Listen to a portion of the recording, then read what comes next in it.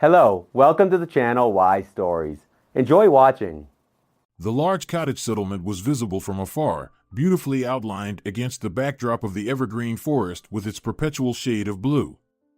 The pines standing there were quite a distance away, but it was thanks to them that the air here was so refreshing.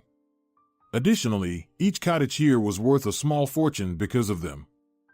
Year after year, a close-knit community of affluent settlers formed here. In one of the picturesque corners of the rural area, there was a splendid glass greenhouse surrounded by a lush, blooming garden. It was built with love and care, and every detail was meticulously planned. This greenhouse was not just a place for growing vegetables and fruits. It was meant to be an orangery where one could enjoy the beauty and aroma of flowers, as well as spend time reading books and contemplating nature. The greenhouse was nearly complete, with only a few minor details left to finish. Its transparent walls were framed with elegant metal frames, and the roof was made of a sturdy yet lightweight material that let the sunlight in while protecting the interior from rain and wind. Roberto straightened up, wiping his forehead with his hand. He had built this greenhouse himself and now admired his creation. His mother, who had just come out of the estate, now stood beside him, her hands on her hips. "It's so beautiful," Eulalia said with an undisguised smile.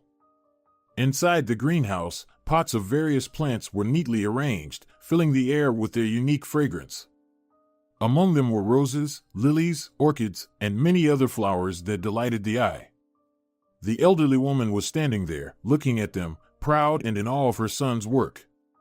She knew that he had poured all his love and care into this project, and now the greenhouse would not only be a place to enjoy nature, but also a source of inspiration and joy for her. "It's almost done. You just need to lay the pathway to the main one, and that's it." "The greenhouse itself is ready," Roberto said. "Wow, it's beautiful. I almost feel bad for asking you to do it. There were so many options, I could have hired builders," she said awkwardly. "Oh, Mom, stop it. I was genuinely interested in building it myself. Did I become an architect for nothing?" Roberto replied with a smirk. He straightened up and scratched his head. His old jeans looked worn but still sturdy. Eulalia walked past her son and peered into the greenhouse. She smiled, already imagining how she would spend her time there.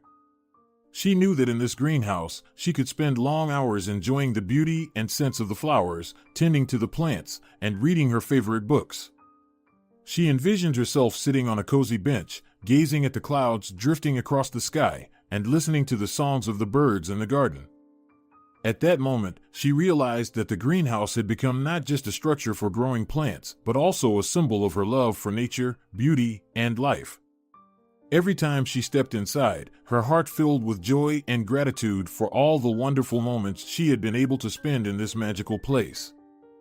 Eulalia tiptoed and planted a kiss on her son's cheek. She smiled. It wouldn't be enough for her to say that she was just grateful. It was her true dream to have a greenhouse, an orangery, where she even planned to have butterflies. 1,000 ideas flooded her mind at once. She even felt the urge to set up an easel and start painting like she had done 20 years ago. Mother and son headed towards the house. Roberto was tired but content. Several times, he looked back at the magnificent orangery, and a satisfied smile unconsciously appeared on his face. "Dad passed away, and soon you'll leave the family," the elderly woman said. "Mom, don't start. Everything will be fine.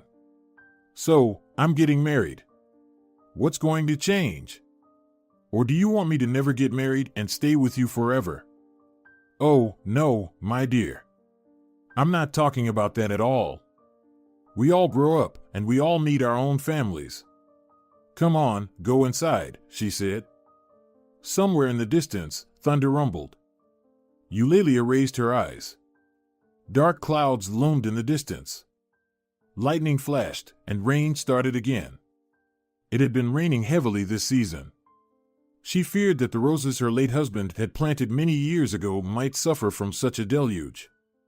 During the night, rain had fallen. Roberto, who woke up later than his mother, opened the windows of his bedroom. The air outside carried a wonderful scent that often envelopes the countryside after rain. It smelled of grass, with a pleasant, fresh note, and it also had a hint of pine. All these scents were intertwined. Roberto took a deep breath, leaned over the windowsill, and once again gazed at the greenhouse. It was time to head back home. He changed, packed his things, and descended the stairs to the kitchen. The interior of this room was adorned in lavender tones, creating an atmosphere of coziness and warmth. All the furniture and decor were carefully selected, forming a harmonious ensemble. The kitchen was furnished with expensive yet comfortable natural materials. In the center of the room, there was a large and stylish light-toned kitchen set that perfectly complemented the overall design of the space. The kitchen always exuded order and cleanliness, thanks to the efforts of the homeowner's mother, who was currently preparing breakfast. A large skillet with an omelet was on the stove, and fresh fruits and vegetables were neatly arranged nearby, enticing with their bright and juicy appearance. The adult son, ready to go home, was sitting at the table, sipping his coffee and savoring the last moments of being in his childhood home. He was watching his mother work with pleasure, silently acknowledging her skill in creating a comfortable and warm atmosphere in the house. "When will you introduce us? What's her name? Claudia?" he asked his mother. "Christina." "Why, Mom, you seem to have this fixed idea that all women just want money from me, so I wouldn't be surprised if you don't like her at all. And besides, I'm not sure if it's worth it," the man said. "What are you saying?" his mother exclaimed, placing her hands on her hips. "You're getting married, and you don't even know when you'll introduce her to your mother." "Well, that can't go on like this, my boy. We're family, you and I. We're the only family we have. So don't make a fuss, bring her over next weekend, and we'll get to know her. On the condition that you won't make a scene, and I know you." At first, you smiled at their faces and then made a scene, the son replied with a smirk. He already knew that his mother wouldn't keep her promise. Eulalia was a kind woman, but she loved her son very much. She genuinely feared that every girl he met was only after his money. She made a meal for her son, had coffee with him, and then walked him to his car. Roberto got into his blue car, and soon he was gone. Eulalia, standing by the grand estate, could only manage a sad smile and return to the house, where she would once again be alone. On both sides of the road, there were various trees, some tall and straight, others short and crooked. It felt like anyone had planted trees along this road as they pleased. Roberto knew this road by heart. He also knew that he would still have to introduce his fiancée to his mother. He was already preparing for it, but he didn't know how to prepare his fiancée for it. Even when Roberto arrived home, his mind was still preoccupied. He felt like a hostage to the situation. "Next weekend, we're going to the cottage settlement," he said. "I'll introduce you to my mother." Christina, who was sitting at the table at that moment, stared at her beloved. She didn't expect such a proposal from him. Furthermore, they had agreed to get married without all these formalities. "Wait, didn't you just say?" Christina began, but he interrupted her. "I don't have dementia or amnesia. I know what I said and what I meant. It's just that the situation has changed. I talked to my mother.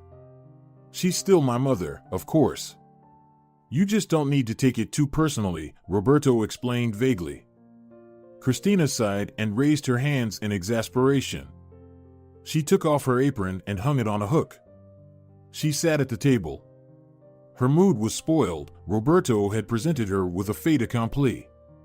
She couldn't stand it when he was so blunt with her. Christina was sitting there, looking out the window, utterly disappointed, with a sad expression. The light rain was tapping on the glass, leaving long, pale trails. Why now? Why at this moment when she already had so many problems?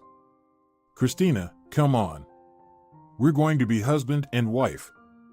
We'll have to introduce her sooner or later. Besides, I want to move out of the rented apartment and live at my parents' house. It's a big estate with a garden, and I even built a greenhouse there. I wanted to get a dog. And if we have a child, can you imagine how great it would be to grow up there? There's even a pond on the estate. I grew up in that house myself, and our child will grow up there too, Roberto persisted. What if my mother doesn't like me? What if she causes a scene? Christina asked, her voice trembling with fear.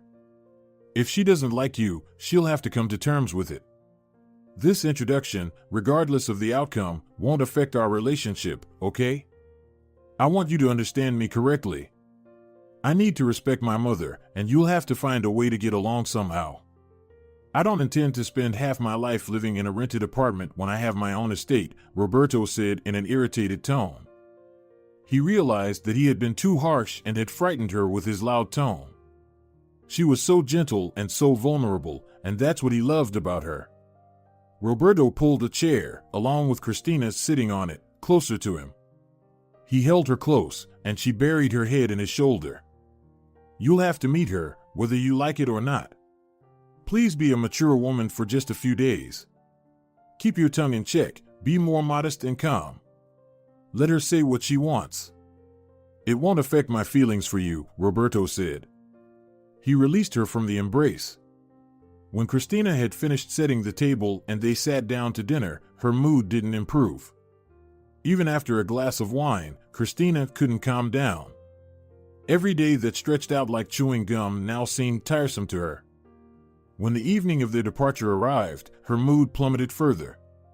She packed a small suitcase for herself and another for her future husband. Roberto carried them to the car. All that remained was to spend the night in the apartment, and tomorrow morning they would hit the road. Christina woke up as she heard her husband's irritated voice. She could hear him arguing with someone, but she couldn't make out the words. It felt as though the conversation was happening in a dream. However, when Christina fully woke up, her husband's voice became clearer. And what are you suggesting now? No, Teodoro, that's not the way out. Where are we supposed to find a new restaurant now? You're so interesting, I swear. And after this, you want to call yourself my friend? Roberto yelled. He was standing on the balcony, apparently to avoid waking his future wife, but it didn't work. He yelled so loudly that everything could be heard. Roberto turned around abruptly just as Christina got out of bed. His appearance was frightening, his dark hair was disheveled, and his face was red with anger. It was a bad sign. Christina went to the kitchen, brewed coffee, and when her future husband came in, she placed a cup in front of him. It's over with the restaurant. We have to find a new place from scratch. Where will we find a new restaurant in a month? Trader. You see, he has a bigger client.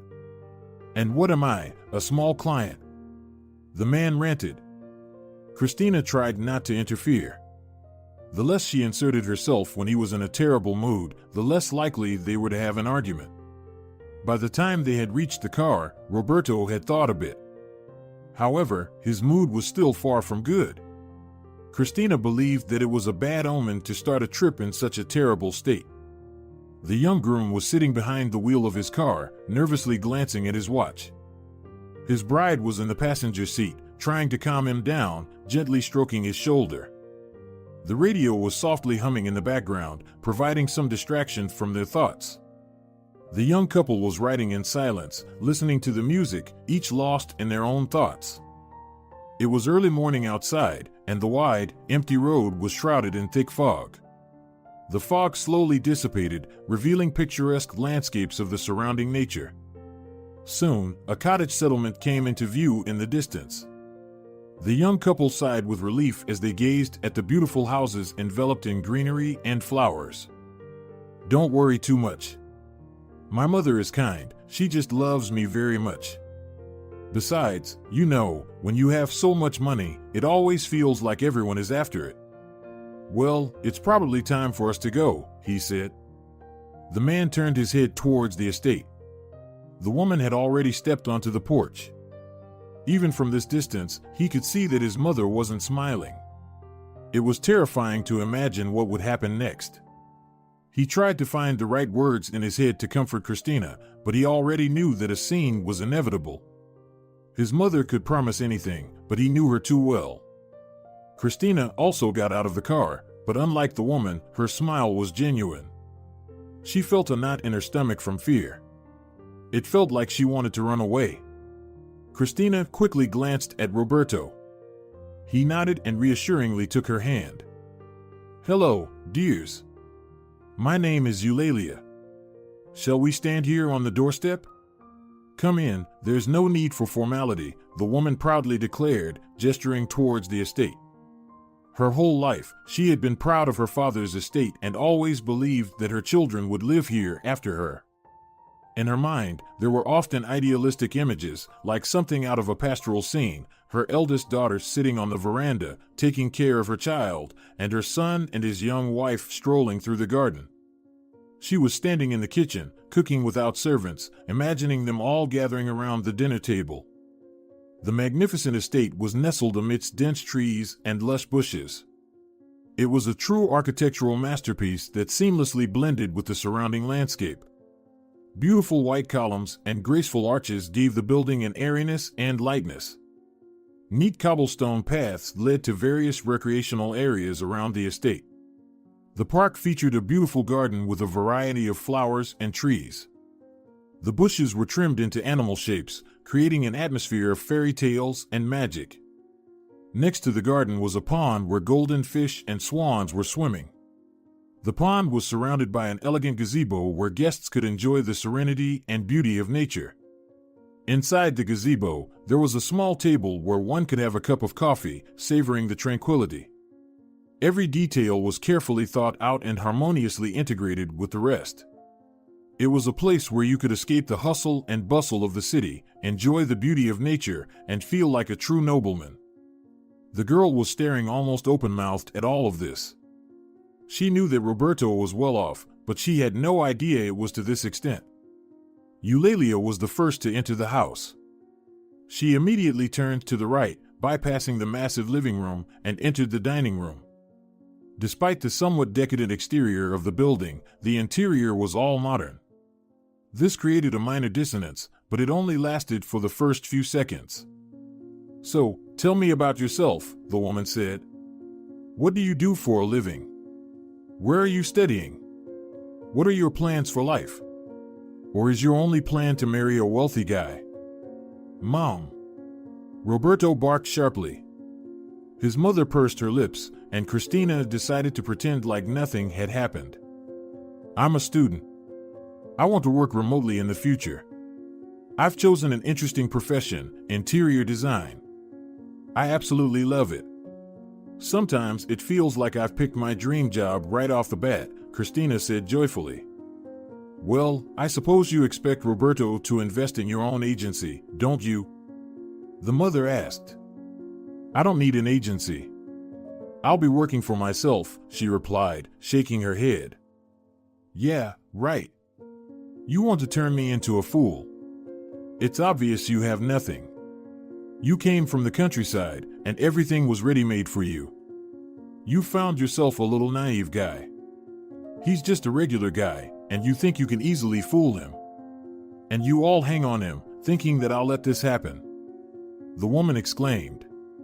"Christina, go back to the car," Roberto said calmly, wiping his face with a napkin. To avoid escalating the situation, Christina stood up and left the table. She turned away quickly to hide the tears welling up in her eyes. Roberto remained alone with his mother. He knew she would start her rant, but he didn't expect her to refuse to serve food after their long journey. Even a snake doesn't attack when a beast drinks or eats. "We've had our share of problems. The restaurant was canceled. She's already worried, and now you are." "Well, thanks, Mom, for your hospitality and generosity," Roberto said, standing up from the table. "What's gotten into you? Are there no other girls? If you choose someone of your own rating, then I won't have to worry." "They're all after you for your money, and you're so naive," the elderly woman said. She grabbed her son's hand but couldn't hold onto him. He quickly walked towards the exit. The elderly woman followed him. When he stepped outside, she did too, but at a slower pace. Roberto stopped, turned around, and looked at his mother. Disappointment was clearly visible in his eyes. I love her. I've never loved anyone like this before. I've told you myself that I'd never get married and that there's no woman for whom I'd put on a ring. But I proposed to her because I wanted her to be my wife. I love her, and I want to take responsibility for her.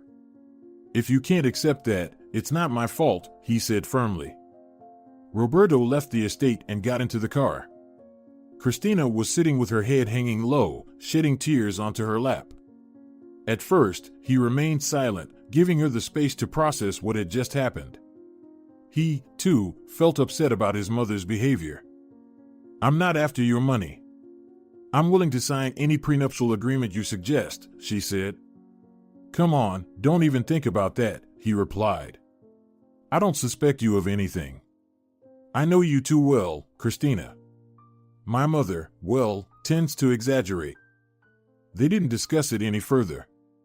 The radio played quietly during the entire drive. Sometimes, Christina thought that commercials seemed to be more frequent than the actual music or the announcers' voices. The young bride and groom arrived at their apartment, both feeling rather down.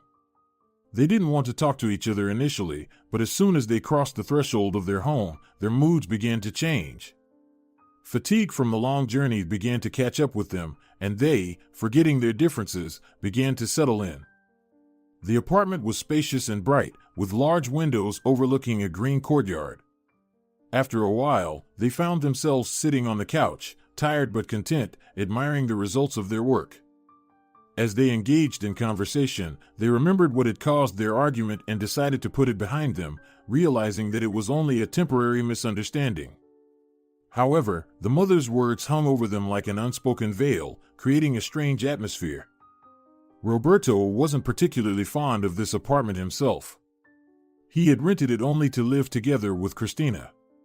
Even though they were supposed to leave for a few days, they returned on the same day. But, for some reason, this apartment seemed incredibly cozy and simple to him. He was ashamed of his girlfriend because of his mother's behavior. However, on the other hand, he understood his mother's perspective. Don't even think about prenuptial agreements. Everything will be fine. I know that we're together for a reason. I didn't propose to you for no reason. If I saw that you were only after money, it wouldn't have happened. It's just that my mother doesn't understand how difficult it is for me to face her misunderstanding every time, he said. It can't go on like this forever, Christina replied. I know. I think once we get married, she might calm down a bit. Maybe she'll pull herself together, and you'll start getting along. My mother is actually a very good person, you know. She organizes charity events, helps others, and does a lot for our foundation. And if she didn't behave like that, you'd actually really like her, Roberto said with a smile. But Christina had doubts about that. She just nodded to avoid stirring the conversation further. Roberto himself realized that she didn't take his words very seriously. Taking a deep breath, he decided to change the subject. Now, they talked frequently about his work and how he wanted to try a different field. He shared various childhood stories, constantly emphasizing that his mother wasn't a bad person. Christina fell asleep that evening, but Roberto couldn't. He was sitting on the balcony, gazing at the nighttime city surrounded by warm, cozy lights, contemplating whether they could establish a balance in their relationship with his mother. A spacious piece of land, surrounded by a lush garden, was home to a large glass-enclosed veranda. The veranda's walls were completely covered with green plants, creating the atmosphere of a tropical forest. In the center of the veranda, there was a wicker table around which comfortable chairs were arranged. The elderly hostess of the veranda, dressed in a long floral-printed dress, was sitting at the table. Next to her, on a chair, sat a neighbor whom she had invited for coffee. On the table was a porcelain tea set with aromatic coffee, honey, and dried fruits. The air on the veranda was filled with the scents of flowers and herbs, combined with the aroma of coffee and honey. The hostess and her guest engaged in a leisurely conversation about life, the weather, and global events. Their voices were soft and soothing, creating an overall mood of calm and harmony. The veranda was filled with light and warmth, as if inviting guests to immerse themselves in an atmosphere of comfort and hospitality. It felt so good there that one would want to stay forever, forgetting about all the cares and troubles of the outside world. I still remember when your husband built this veranda. I remember how happy you were. You were pregnant with Roberto, right? The neighbor asked. Maria took a sip of the delicious coffee, closed her eyes in pleasure, leaned back in the wicker chair, and a contented smile appeared on her face. Yes. Can you imagine how many years have passed? And why do they grow up so quickly? When he was little, it was so hard for me. I prayed for that time to pass quickly. But now, I would give anything to go back to the moment when he was just a funny little kid, Eulalia said. And your little kid will soon have his own little kids, Maria said, laughing. Didn't you like your daughter-in-law? She's nothing. Just an ordinary country girl, nothing special. She came to the city to marry a city guy, and she ended up with a rich one. I wonder how fate helped her. Only for what merits? I don't need that kind of wedding, and I don't need that kind of daughter-in-law, Eulalia retorted sharply. Maria chuckled at Eulalia's reaction. She clearly couldn't understand her lively response. When she looked at her friend, Maria burst into laughter again, revealing her good mood. Well, are you out of your mind, Eulalia? Shall I remind you of how you brought your husband home? Or perhaps you'd like me to remind you how his mother used to come in hysterics, saying you weren't suitable for him. Don't tell me you've forgotten how hard it was or how you cried on the porch because his family didn't accept you? Maria said. At that moment, Eulalia was struck as if by thunder. She was sitting there, while her gaze was shifting from one flower pot to another. She had indeed completely forgotten that she had been in a similar situation. Maria smirked once more. It's your son, Eulalia. He's already a grown man. Let him make his own mistakes, Maria said. Eulalia hung her head low. She was watching as the coffee was glistening like amber under the sunlight. She felt terribly ashamed of her behavior. She remembered how difficult and frightening it had been during those moments.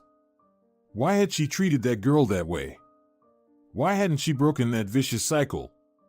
But as soon as Eulalia imagined having to apologize, everything inside her turned upside down. Maria took her friend's hand. Now both their hands rested on the beautifully woven table. Eulalia, call your son and talk to him. You understand that it's inevitable. Look, you have two options: make amends with your son, help him with the restaurant, and establish your relationship with him. Or you have another option: stay at your estate, take offense, and hold grudges. Who will benefit from that? So, think about whether you're doing the right thing, Maria said. She withdrew her hand and then directed her gaze into the courtyard. She saw a large and beautiful conservatory that Roberto had built. In the background, there was a pristine white gazebo that would soon be too chilly to sit in. Somewhere in the distance, there was a garden with fruit trees. At times, it seemed to her that she loved the estate's courtyard and exterior more than her own. Our children are growing up, Eulalia. It's time to stop sheltering them. They need to make their own mistakes and decisions. You do understand that sooner or later, he'll get married anyway. Maybe this country girl isn't as bad of a choice as you think. Besides, he should choose his own wife, right? If it turns out badly, well, he can get a divorce. Who hasn't been through that? But what if he doesn't divorce and loves her for the rest of his days? Think about it. Are you going to spend your whole life undermining them? Don't turn into the mother-in-law who genuinely gets on everyone's nerves, Maria said. Eulalia nodded, but her thoughts were still in turmoil. She was willing to call her son, but now she would have to find a way to apologize to him. She needed a reason to call him and initiate a conversation. Maybe it would work out for her. In the meantime, Eulalia stared into space. Her thoughts were constantly wandering. Sometimes she thought about creating a separate relaxation area, and other times she imagined the words she would use to apologize to her son. Did she really have to backtrack? She couldn't stand apologizing, and admitting her mistake was even more unbearable. But here, she would have to do both. Eulalia looked at Maria with a weary smile. Her friend nodded meaningfully, indicating that she understood the serious conversation that lay ahead. He's your son. You no longer have a daughter, Eulalia. May the Lord rest her soul. She was a wonderful woman. You have only one son left. Are you really going to sacrifice your relationship with him just to prove your point? Once he makes a mistake, you can tell him, I told you so. But for now, pull yourself together and stop being an old woman who does nothing but grumble and scare off her own family, Maria insisted. When Maria left, Eulalia was still sitting on the veranda. She sipped her coffee, occasionally leaning towards the thermos. On evenings like this, as the temperature slowly dropped, she longed for warmth and coziness. But no comfort was possible when the vast house was utterly empty. A black cat approached, jumped onto her lap, and purred like a locomotive. Eulalia stroked the cat and thought about calling her son tomorrow, even if he didn't want to talk to her.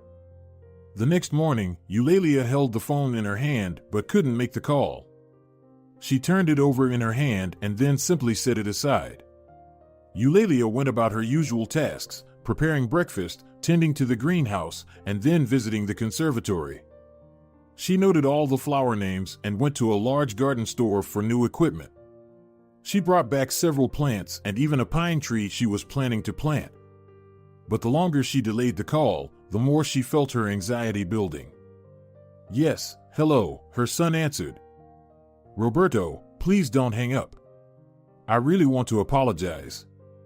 I'm a terrible person. I promised you one thing and then caused a scene. I behaved rudely, and it's unforgivable. I spent so much time preparing, and I didn't even offer you any food when you arrived. I'm so sorry, my son, she said. She was hoping that her son would immediately tell her that everything was fine. However, Roberto remained silent. There were voices in the background. Then someone slammed a door, and the conversation grew much quieter. Taking a deep breath, Eulalia decided to reveal her second secret ingredient in the conversation. I've been thinking that I'll make amends with your fiancée myself, and you can tell her you don't need a restaurant. Today, I saw something so interesting. Let's set up a huge tent on our property. We'll make it beautiful and romantic, with greenery everywhere. You know, like in that movie about the wizard boy? They had a wedding in a tent, but we'll do it in a modern way. I'll handle all the catering, I'll find good people. The waitstaff will run around like crazy. You won't need a restaurant, and there won't be any worry if some of the guests have too much to drink. Think about it, my son, she said. It's a good idea, Mom. We should seriously consider it. Well, I have to get back to work. I appreciate that you overcame yourself and called. I know how difficult it was for you to make that call. I genuinely appreciate your suggestion, he said. Your father's mother didn't accept me either, but I completely forgot about it. I'll be honest with you, I still don't trust her. But I'll keep myself in check this time, for sure. It's important to me that you stay on this estate. Our family needs to continue living here. You need to come over, and we'll all live together until the wedding. We'll work on the menu with your fiancé and figure out how to welcome the guests. My goodness, I can even organize horses and a carriage, if you remember Laura. She can make her a dress in no time. One that no one else will have, she said. Eulalia was trying to seize any opportunity to show her son how guilty she felt. Biting her lip, she showed her full hand. When Roberto hung up, he was in a troubled state of mind. On the one hand, it was nice that his mother had apologized and finally found the strength to admit her mistake. On the other hand, after everything that had happened, Roberto couldn't even imagine how they would all live in the same house. Roberto, come on, people are waiting, Eleonora said, peering into the hallway. Roberto straightened his jacket and entered the conference room where his conference was taking place. After the conference, his thoughts returned to his mother. He was already picturing beautiful scenes in his head of how they would celebrate the wedding in the tent. And it really would be very romantic, stylish, and beautiful. Such a celebration would be much more memorable than the notorious restaurants. Roberto drove home, replaying his mother's words in his head. The city was congested with cars. Roberto had to constantly detour through courtyards to avoid the traffic. It would have been easier to just exit the city from another side and head to the cottage community without all these traffic jams and the sea of vehicles. And when winter came, it would be even harder to drive around the city. Now he needed to find the right words to make amends with Christina. The incident deeply affected her, and it was unlikely she would eagerly return to the mansion. He suggested meeting at a cafe to talk on neutral ground. It would be better for both of them. In the heart of the city, near a picturesque pond in the park, there was a cozy urban cafe. Its interior was done in an eco-style, giving the place a special charm and coziness. Everything was made from natural wood, walls, floors, and furniture. White lace adorned the pristine tablecloths, adding notes of tenderness and romance to the overall interior. The cafe attracted a diverse crowd of visitors, from young couples and families with children to groups of friends and solitary dreamers. Everyone found something of their own that made them happy and filled their lives with new colors. The cafe operated around the clock, so there was always a spot to relax and unwind. Soft music was playing in the background, creating a cozy atmosphere. Visitors could enjoy views of the pond and the park while sitting at an outdoor table. The cafe staff was welcoming and attentive, always ready to assist with menu choices. The menu was diverse, featuring European cuisine, desserts, and beverages, all with an emphasis on the quality and freshness of the ingredients. By the time Roberto walked into the cafe, Christina was already seated at a table, holding the menu with both hands. She was studying the options, looking for something suitable. Just as the waiter approached, Roberto ordered without needing to look at the menu. They had been here many times, and he usually ordered the same thing.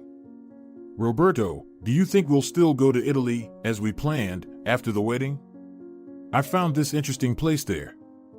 "They say," Christina began, but as soon as she lifted her eyes to her groom, she fell silent. "Christina, my mother called.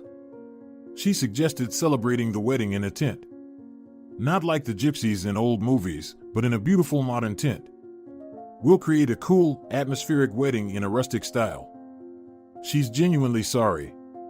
She stumbles over her words, almost in tears all the time. She wants to make amends. Besides, you know that people of her age can say far worse things," Roberto said. In that moment, Christina realized that Roberto had already made up his mind. He wouldn't listen to her arguments. He was more likely to agree with his mother. It hurt her because he had intended to marry Christina, and her opinion should have been the most important. On the other hand, Roberto's mother was right. A wedding in a large tent would be memorable. Moreover, they hadn't found another restaurant yet. There was too little time to rent a venue for the celebration. Christina was listening to him, but she had no thoughts at all. She felt hurt. Moreover, Christina felt that she would have to make amends with Eulalia one way or another. The waiter placed 2 large dishes on the table and then brought 2 coffee cups. He double-checked a few details about the order and then walked away. Christina calmly enjoyed her salad, gazing at the pond. Several ducks were already hurrying towards an old man who was sitting on a bench, holding a bag. Soon, breadcrumbs were floating on the water. "Surely you want us to move," Christina said indifferently. "This is my family's nest. Of course, I want to live there and don't want my mother to be alone in her old age. You know, when my father passed away and then my sister, my mother was barely holding on. I don't want her to be alone. Besides, we won't be bothering anyone there." "It's not like living in the tiny cottage," Roberto said. Again, he spoke with authority. He had already made up his mind and didn't want to involve himself in her reasoning and arguments. Christina nodded as if it would help. She remained silent, gazing out of the window. Roberto knew exactly what she was thinking, but he had genuinely made up his mind, and he didn't want his decisions to be in vain. The car slowly approached a massive cemetery. Even from here, one could see that a part of it was entirely occupied by mausoleums. Trees that hung down as if morning often cast long shadows, adding a more eerie look to the place, even now in the morning fog. Eulalia stopped the car, got out, and stood there for a few seconds. Right in front of her were ornate wrought iron gates with black crows and grapevines sculpted by a blacksmith and enormous embossed leaves. And why the crows and grapes of all things? Eulalia asked herself this question every time she came to the cemetery. She always promised herself that she would oil the hinges of that cursed gate since there was no one else to do it. It was a vast, well-maintained cemetery. Every grave was tidy, there was not a single extra weed. Suddenly, a cawing sound filled the air. Eulalia bent down and left a handful of walnuts, which she had specially put in her pocket. Immediately, crows flew in one by one, snatching their walnuts and soaring upward. Soon, each of them would drop the walnut on the pavement until it cracked. Eulalia turned right. She liked this avenue the most. Someday, she would be buried here too, next to her husband. In the vast space enclosed by the fence, there was one more grave, but it was empty. Her husband had decided to bury their daughter in his homeland, despite Eulalia's protests. Now, there was only a plaque here, reminding us that there once was a beautiful girl. "Well, hello," Eulalia whispered softly. She left a large bouquet of pale lilac roses on his grave. He had brought this variety and planted it many years ago. Eulalia was sitting on a long bench, wrapping herself tightly in a warm cardigan and simply looking at her husband's grave. He smiled, gazing into the void. "I messed up, Helio. I tricked our son, even though I promised to stay silent. You know me, I can't keep quiet. He chose that girl, a village idiot. She latched onto him for money, and I have to endure it. Things would have been different if you were here," she said with a heavy heart. Eulalia glanced at her husband's grave one last time. She quickly checked her watch. The elderly woman had been sitting here for 40 minutes without even realizing it. Leaving the cemetery enclosure, she locked the gate. "You no longer visit me in my dreams, Helio. Come to me in my sleep. I'm always happy to see you," Eulalia whispered. "And I will make amends with our son. Say hello to our daughter." Eulalia wiped away a tear and slowly made her way towards the gate. She desperately wanted to look back. She was not a superstitious person, but she wholeheartedly believed that it was bad luck to look back in a cemetery. As she crossed the gate's threshold, she approached her car, opened the trunk, and took out a can with a long nozzle. She lubricated the hinges, turning the door a few times. Soon, the solvent would do its job. Eulalia got into her car and drove home. However, just as she was approaching the house, she decided to change course. On that foggy day, the road was quiet. Cars passed by very rarely. In one of those cars, a luxury automobile, an elderly woman was driving. Eulalia was headed to see her grown son, whom she hadn't seen in a long time. The woman fiddled with the radio, trying to find the right station but failing. She turned off the radio and thought about her son, reflecting on how long it had been since she'd seen him. He was already a grown man. Her neighbor and friend were right, he was old enough to make his own mistakes. The road was shrouded in dense fog, forcing her to drive slowly and carefully, but she wasn't afraid. Since her husband's passing, which was a long time ago, she has had to learn to drive herself. She remembered the time she spent with her son, walking in the park and riding bicycles. She remembered his laughter and his smile, and it made her sad. She made a turn, and now the silhouette of the city was visible in the distance. There was nothing cheerful about this silhouette. Skyscrapers, shop lights, and typical houses marked the beginning of the residential area. She still couldn't comprehend how her son had managed to adapt to city life after so many years of living on the estate. She wouldn't trade her beloved estate for anything. Her main goal now was to persuade her son to move back. She hadn't even warned him that she would be coming today, knowing in advance that her son would be upset. Eulalia turned to the turn, then to the right, followed by another left, and ended up near a high-rise building. She braked, got out of the car, and she immediately could smell gasoline in the air. She had grown completely unaccustomed to this dense smog, referred to here as air. "Mom," Roberto said in surprise. He was sitting on the balcony and immediately jumped to his feet upon seeing her. He rushed into the apartment. As soon as Eulalia pressed 2 buttons on the intercom, it immediately buzzed. She entered the building, then pressed the button in the elevator, and within a few seconds, she was standing in front of her son's apartment. "What a surprise," Roberto said, scratching his head. "I've come to apologize to you and to Christina," she said.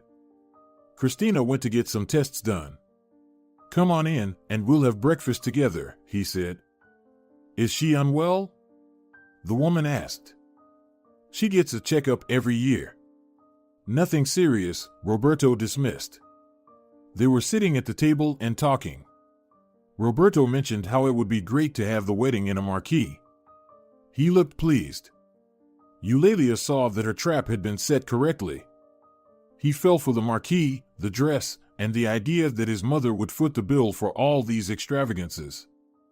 When the door clicked shut, Roberto got up and went to greet his wife. There was a conversation happening that couldn't be heard from the kitchen. The young woman politely greeted Eulalia. "Christina, I've come to apologize. I've behaved terrible, and I understand that. I've told you both how things really are. Think of this as my apology to you. So, don't worry, I'll pay for the wedding, the tent, the catering, and the service. You'll have a wedding to remember for the rest of your lives," Eulalia said. "You came to try to convince us to move to the estate, didn't you?" Christina said in a monotonous tone. "Come on, don't be like that," Roberto said, immediately staring at his mother. "She's right, Roberto. I really came to persuade you both to finally return to the family estate. There's plenty of room there, the air is different, and you need to prepare for the wedding on site. How much time do you have left? A couple of weeks? There's no point in dragging your feet. You should go and get things done." The elderly woman fell silent. She clearly knew she had touched the right chords. All that was left was to give them some time to think. Roberto looked at Christina as if he expected a positive response from her. "Yes, we'll come," Roberto said, deciding to take matters into his own hands. Christina nodded, understanding that no one was waiting for her decision. She quietly left the room, unable to hold back her tears. Eulalia wanted to say something but held her tongue. Christina, the elderly woman, said loudly so the young woman could hear, "Don't be too upset. It's not like it's a prison. If you don't like it there, you can always go back. What's the problem? You can have the wedding, and afterward, you can decide whether to stay in the house or not. Of course, I'll be happy if you stay, but I won't force you to stay against your will." She got up. The elderly woman straightened her dress and walked towards the exit. She spoke with her son outside by the car. Christina watched them from the window, but their conversation couldn't be heard. Roberto nodded, saying something to his mother. She nodded meekly but said very little. Soon, her car disappeared. When Roberto re-entered the apartment, he immediately approached his future wife. "You've made all the decisions without me," Christina calmly stated. However, despite her attempt to appear calm, irritation and disappointment were evident in her voice. "When we started living together in this apartment, I told you right away that we'd be moving. Listen, I understand everything, but I grew up on that estate, and I want to live there. I want my family to be there. I want my children to grow up there. If you can't get along with my mother, Christina, I don't know. Maybe you shouldn't just blame others?" Roberto said as he walked into the kitchen. He realized he had said too much, but he chose not to apologize. He didn't like it when she got upset over trivial matters. To him, these were indeed trivial matters. In just a few days, they packed their things and loaded them into the car. They didn't have many belongings between the two of them. There was enough space in the trunk, and a couple of suitcases were thrown onto the back seat. Roberto looked absolutely happy about returning home. However, Christina was still upset. It felt like this situation had strained their relationship. But she tried to behave the same way as before. The road to the estate was quite good. There was no notorious fog or a significant number of cars. Black fields flanked both sides of the dark road, creating an eerie landscape.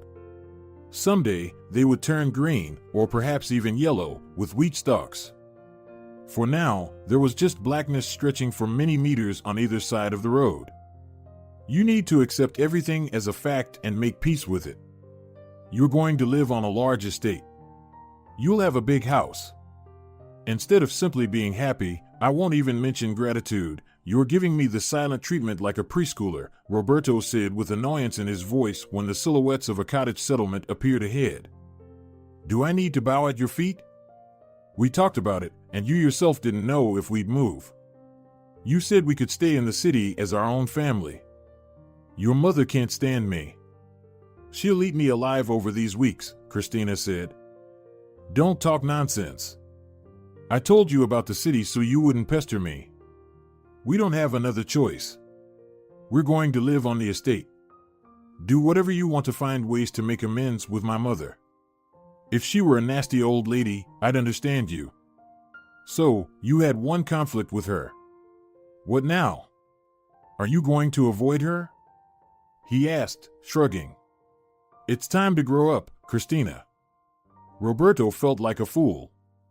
Instead of apologizing for his behavior, he was only making the situation worse.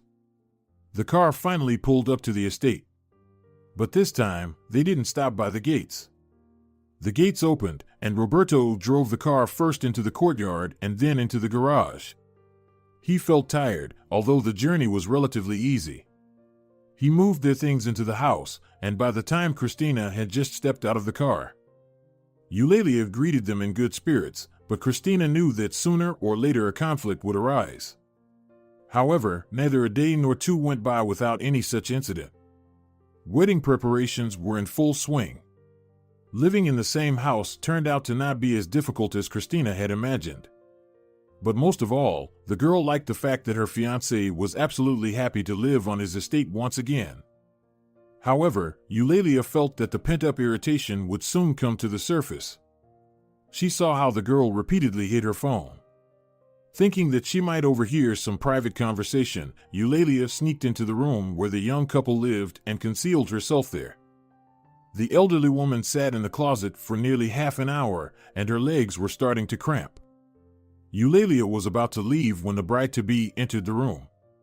The sight that met her left her in shock, and her heart pounded so violently in her chest that it felt like it might burst through.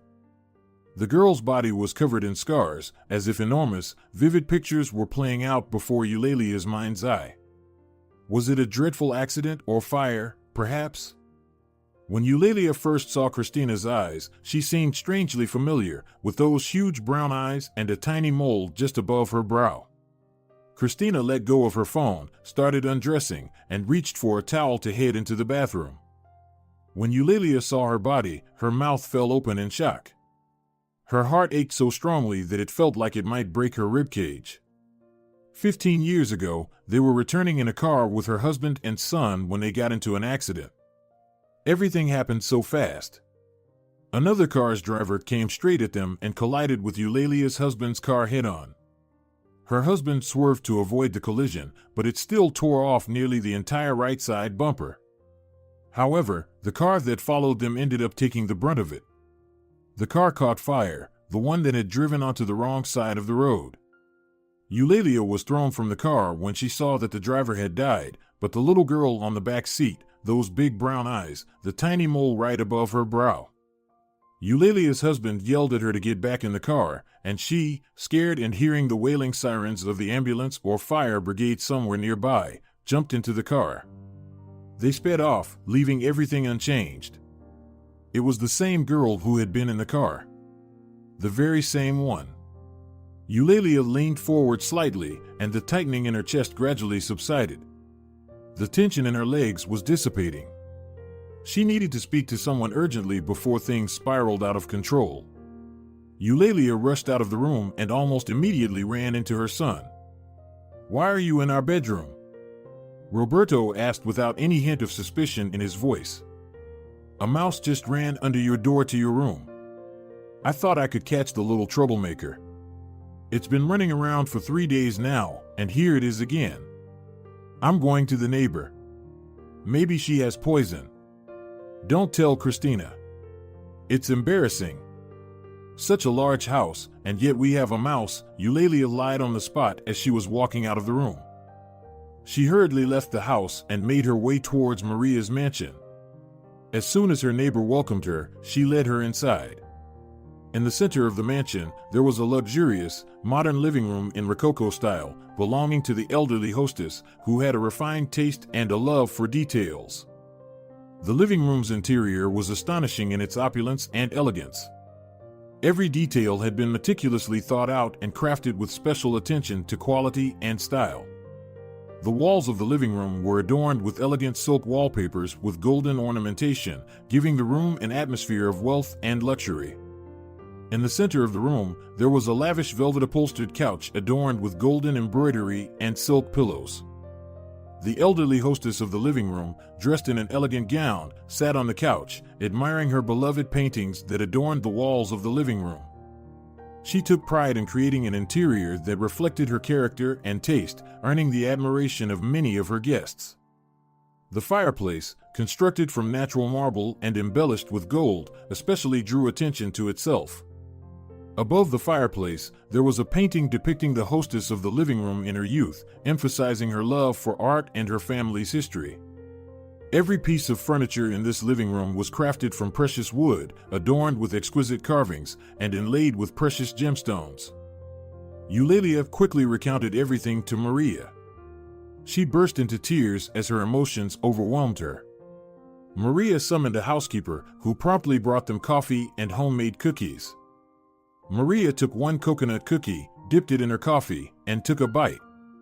She wasn't thinking straight if she didn't eat breakfast. And are you planning to keep all of this hidden?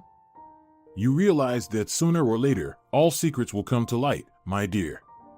And if they find out later that you were aware but didn't tell them, do you think it will strengthen your relationship with your son? Maria asked. Why are you always nagging at me, like a kitten in a litter box? Eulalia protested. Maria burst into laughter, throwing her head back. Her laughter had a delightful, tinkling quality to it. Unintentionally, Eulalia found herself smiling. She suddenly remembered how they were sitting in this living room when they were much younger, laughing and discussing their future husbands. And now her own son was getting married. Maria's own sons had been married for quite some time and visited only to delight their mother with grandchildren. But how can I?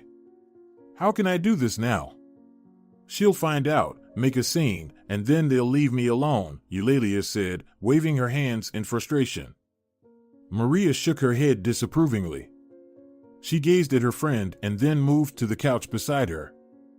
You're better off telling them yourself rather than everything coming out later. Trust me, it'll be harder to mend the relationship if they find out that you concealed all this for so long. You need to be a bit more open with both of them. Listen, Maria paused, bit her lip, and then took a deep breath before she continued. You have an incredibly understanding son. The only thing you need to do is be honest with him. Yes, it's tough to watch your children grow up and make their own decisions, and sometimes it's difficult to see them make mistakes and not want to prevent them. But you have to accept everything as it is. Talk to your son and his fiancée. If necessary, I'll talk to them myself and try to smooth things over a bit, she said, gently patting her friend's hand. Eulalia spent about an hour at her friend's house. She loved this house for its antique interior, which was treated with such care. She loved being here, even when she was in a bad mood. There was always the scent of expensive leather, some silk, and an oriental fragrance in the air. Eulalia left her neighbor's and friend's house with a completely different state of mind. She knew that if she didn't confess now, she'd never find the strength to do it. She was walking along the long, wide street, occasionally glancing at various cottages and mansions. She loved living here. This was her whole life. She was born here, raised her own children, and this is where they would raise her grandchildren. Tears streamed down her face because Eulalia was sure that this conversation would ruin all her attempts to reconcile. How could she have treated that poor girl so badly? The girl had nearly died just because Eulalia, along with her husband and son, had driven away. They were so frightened and then so disappointed with their own actions, but nothing could be changed. "Mom, you look upset," her son said as he stepped outside. He had an axe slung over his shoulder, held tightly in his right hand.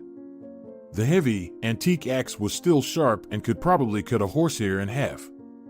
"Son, I need to talk to you," she said. "Let's talk over lunch in a couple of hours." A tree fell on Basilio's property, nearly wrecking his car.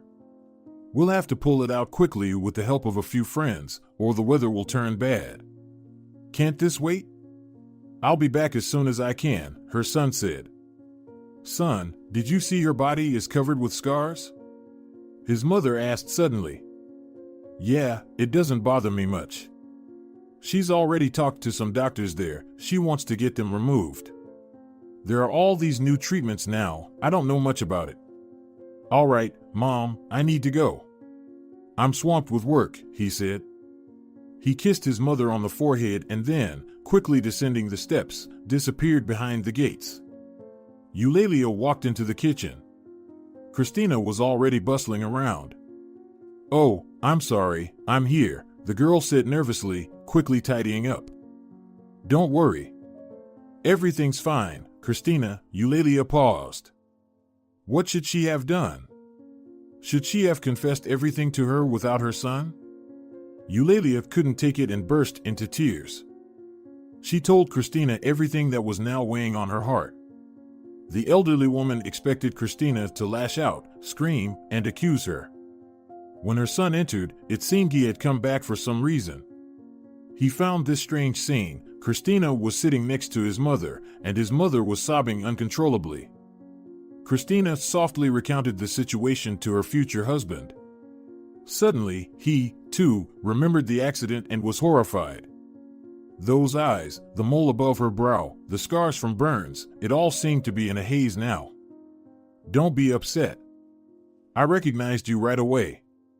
I don't hold any grudges against you, really.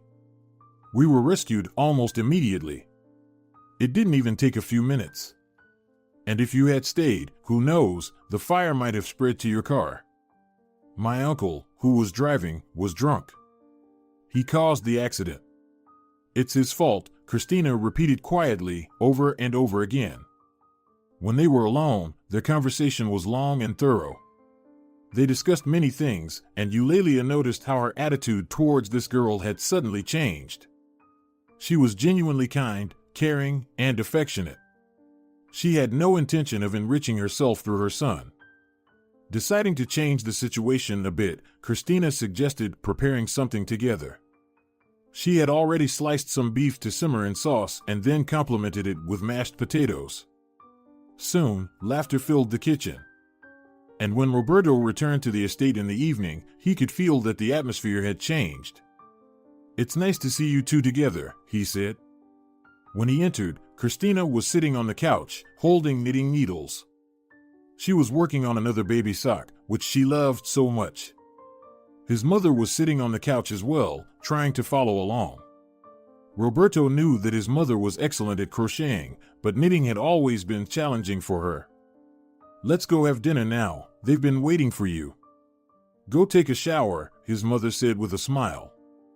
She was counting stitches again, her eyes focused on the needles. Roberto felt a weight lift off his shoulders. Finally, reconciliation would reign in the house, and Christina could finally get used to staying here. He felt so relieved. They had dinner together as one big family, laughing, and everything was good. A few days later, when the marquee was being set up, Eulalia supervised the process. Workers were assembling the enormous structure. "Make sure to secure it on the right side and on this side as well," Eulalia insisted. "Why?" "There's no wind in the weather forecast," one of the workers said. "Do I pay you for the weather forecast?" "If I say it needs to be secured, it means it needs to be secured," Eulalia replied firmly. She turned and saw the woman in charge of the decor carrying a huge pile of semi-transparent fabric. She would use this to cover the entire ceiling of the tent to add an airy feel. Even now, the entire structure looked remarkably beautiful.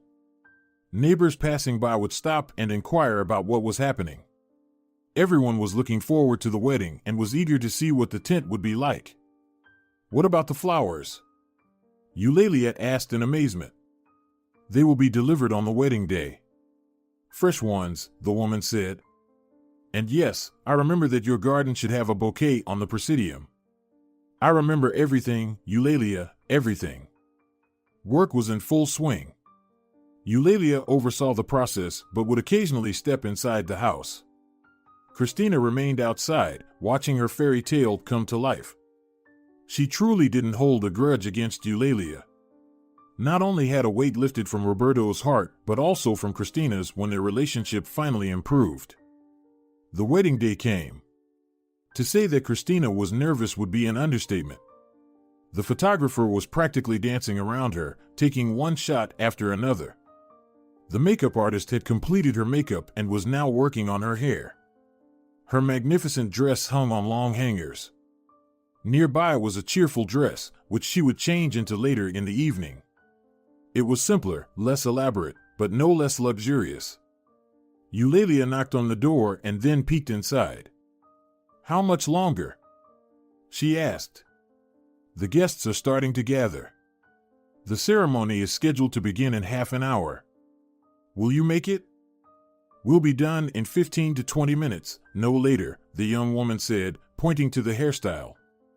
"Okay, no problem. If anything, I'm here." "They can wait, they won't go anywhere," Eulalia said with a wide smile. Christina was nervous. It was finally the wedding day. But she didn't expect everything to be perfect. The most important thing was that they were together and happy. The dresses concealed her burns. After the wedding, once she received permission for the operation, they would gradually remove the scars through procedures and plastic surgery. She took a deep breath and finally stood up from the small table with a large mirror. She felt like the most beautiful bride. When she was walking down the aisle, which was a magnificent arch covered in pure white roses, her husband became emotional. They had signed their marriage papers 4 days earlier. Now it was time for the outdoor ceremony. He gazed at her with admiration, just like all the guests. When the couple exchanged their vows, many guests were in tears. It was so touching and sweet. The wedding in the tent was truly a magnificent spectacle. All the guests were dressed in their finest attire, and the atmosphere was filled with joy and celebration. A lavish wedding banquet featured a variety of dishes, and every guest could find something to their liking. The newlyweds looked stunning in their wedding attire, and all the guests congratulated them on this beautiful occasion. The atmosphere was so pleasant that all the guests felt comfortable and joyful. The wedding tent was adorned with flowers and ribbons, creating a sense of festivity and joy. Guests danced to music, played games, and enjoyed each other's company. The wedding tent became an unforgettable event for all those present, and they would cherish this beautiful day for a long time. "Well, you've grown up so fast," said a neighbor, raising his glass. "May everything be good for you. You're still young, and you don't understand, but the most important thing is to have good health. Everything else will fall into place, and I swear it will. I wish you had children and lived happily together. And that's all you need." All the guests cheered and raised their glasses, and another toast was heard. The newlyweds were absolutely delighted on this day. As the evening approached, warm lights were turned on, and a different kind of music was playing. Hot dishes were served, and everyone sat down at the tables again. Everything was calm and peaceful until the next round of games began. The wedding was both long and joyful. Then, in royal fashion, a magnificent white cake adorned with elegant chocolate roses was brought out. The guests applauded joyfully. After having a coffee, everyone finally started to head home. The guests were quite tired, but it was a pleasant fatigue. They approached the newlyweds, left their final congratulations, and departed in their cars or to their homes. The cottage community would remember the beautiful, fairy tale wedding in the Marquise for a long time. "I was so against you two being together when you first came here. I don't know if you'll ever forgive me, but I'm truly very happy that you're together. I've seen that you've become a completely different person, Christina. I hope you'll be genuinely happy, Eulalia said. I don't hold any grudges against you. These things happen. Sometimes personalities clash, Christina replied. Does that mean you'll stay here? Eulalia asked with hope in her voice. Yes, we'll stay at the estate. Eulalia jumped up and clapped her hands. Waitstaff were already clearing the tables. Several large minibuses pulled up to pick up the entire staff. The tent would be taken down tomorrow, and once again, the area would be just a spacious green lawn. In a few months, the grass would turn yellow, and then, a few months later, it would be covered in a blanket of snow. For now, warm summer days and cool evenings prevailed. Christina took a shower as soon as she took off her dress. She closed her eyes, standing under the hot shower, feeling how tired her body was. She would remember this wedding forever. Now it was time to truly relax. Christina entered the bedroom. The modern, spacious bedroom was decorated in shades of green, creating an atmosphere of calm and comfort. One of the walls was painted in a dark graphite shade, adding contrast and making the room more stylish. This wall featured living moss in a frame, adding a special charm to the bedroom. The furniture in the bedroom was made of natural materials, such as wood and stone. The bed was large and soft, with a green duvet and plenty of pillows. Next to the bed was a wooden dresser with a mirror, where various accessories and jewelry were displayed.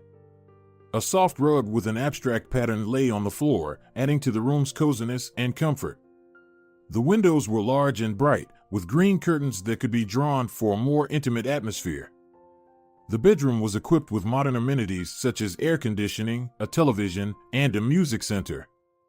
There was also a small reading nook in the room, with a comfortable sofa and a table with books and magazines. One of the main highlights of the bedroom was the wall with living moss. It not only added uniqueness but also created a pleasant microclimate in the room. Her husband was already lying on the bed. She lay down beside him, resting her head on his shoulder. Her legs were sore, but they both smiled, despite being exhausted. "What a wedding!" he exclaimed. "Honestly, I had doubts about the tent until the very end, but it was so beautiful. No restaurant could even compare. I'm so glad that everything happened this way. I'm ashamed of how I treated you back then. We had a fight because of it. I didn't want to come, like a little child," Christina said, her tone filled with embarrassment. "I was a fool too, pushing you away, unable to compromise. I should have talked to you properly instead of waiting for you to understand everything telepathically. Everything will be fine for us, Christina.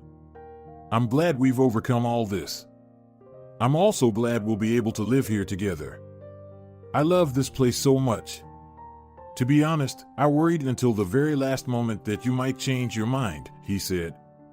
Christina nodded. She felt ashamed that her uncertainty and worries had made her husband nervous. They began to talk about their upcoming trip. They were planning to fly to another country to celebrate their honeymoon. And then, upon their return, they would start thinking about children. After packing their suitcases, they left. Despite Eulalia being left in complete solitude, she no longer felt as lonely as before. She knew that her children would return soon, and within a few weeks, the house would once again be filled with voices, laughter, and conversations. She was still ashamed of her past behavior, but she tried to forgive herself. Maria sat on the same veranda as before. However, if their conversation had been tense and complicated on that occasion, now an atmosphere of coziness prevailed.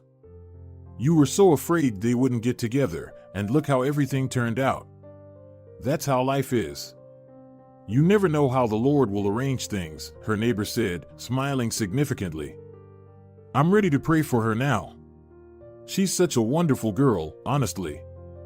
I'm ashamed of how I treated her back then, and I even kicked them both out with my behavior. I'm lucky she forgave me. I couldn't make amends with my husband's mother back then, and, by God, I almost put this young girl in the same situation," Eulalia said. Maria clearly wanted to talk about something.